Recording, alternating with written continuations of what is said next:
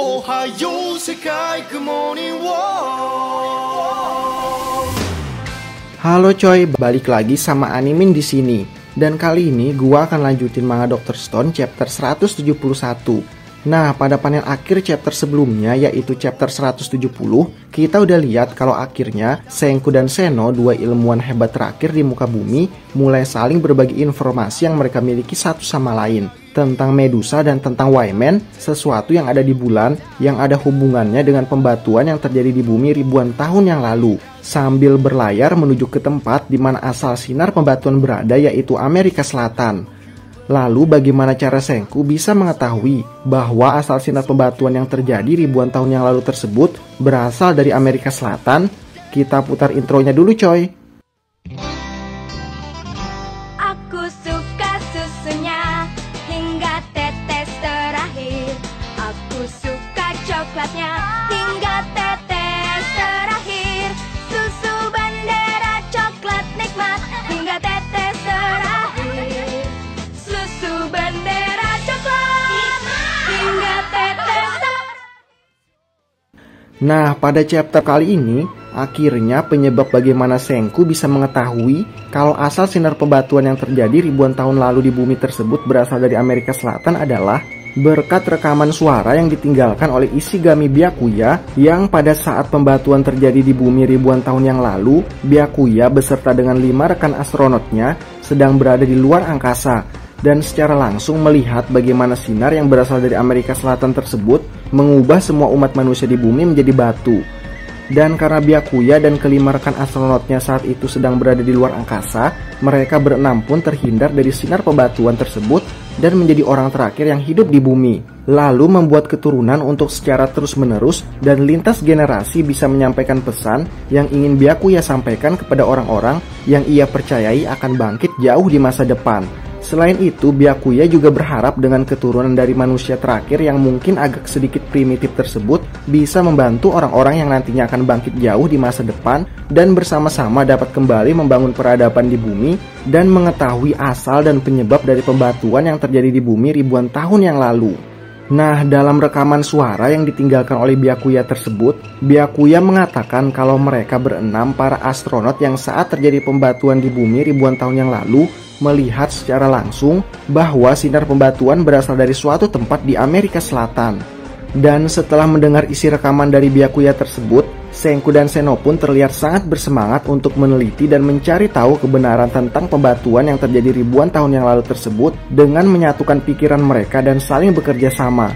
Nah, penasaran dengan diskusi yang sedang dilakukan oleh Senku dan Seno, krum yang sedang berada di luar pun mengantarkan cemilan untuk Senku dan Seno menggantikan Prancois yang seharusnya mengantarkan cemilan tersebut sebagai alasan agar bisa bergabung bersama dengan Senku dan Seno dan berharap bisa melihat dan mendengarkan percakapan sains yang sedang Senku dan Seno bicarakan. Tapi saat krum masuk ke ruangan Senku dan Seno, yang dilihat krum bukanlah sesuatu yang sebelumnya ia harapkan dari dua orang ilmuwan jenius abad 21 tersebut. Tapi krum malah melihat Senku dan Seno sedang bermain gelembung sabun yang mana ternyata gelembung sabun tersebut akan digunakan untuk sebuah model.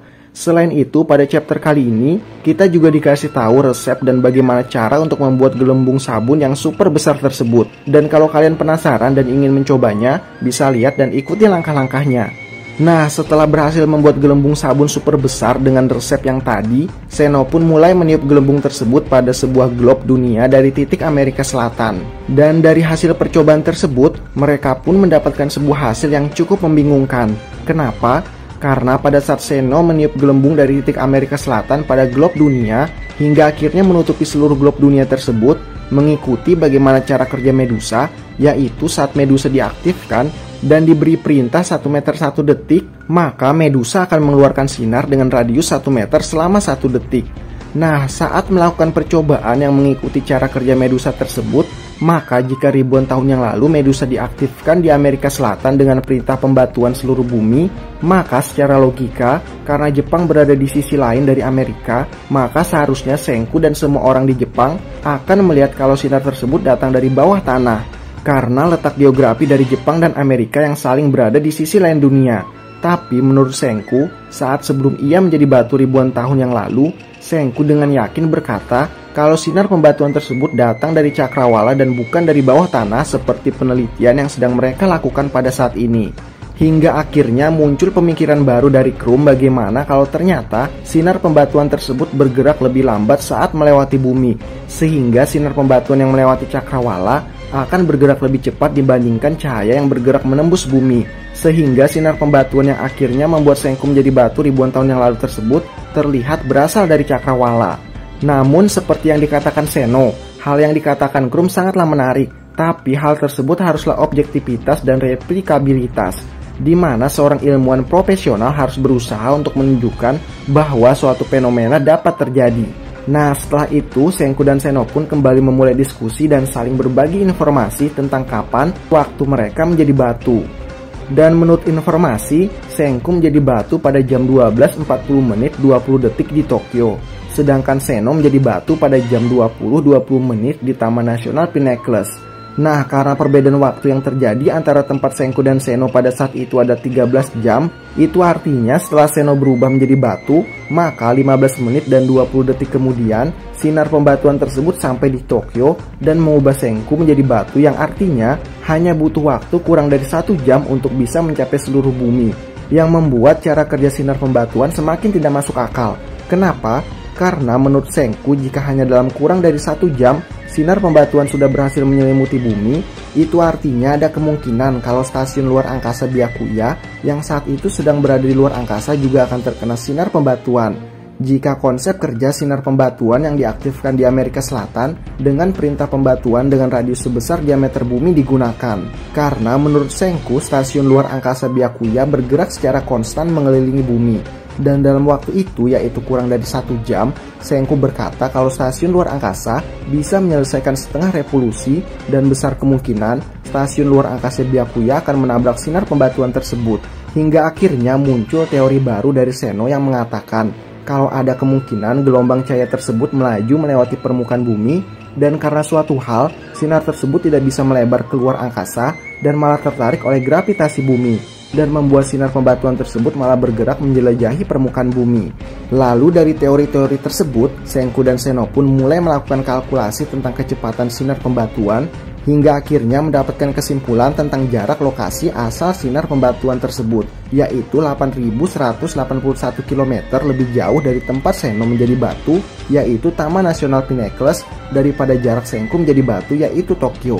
Nah, lalu setelah Senku dan Seno berhasil mendapatkan jarak lokasi asal sinar pembatuan, maka yang mereka butuhkan berikutnya adalah sudut. Sehingga jika mereka berhasil mendapatkan sudut, maka dengan jarak yang sudah mereka temukan sebelumnya, mereka akan bisa menemukan lokasi awal sinar pembatuan dengan menggunakan jarak dan sudut tersebut di dalam globe dunia.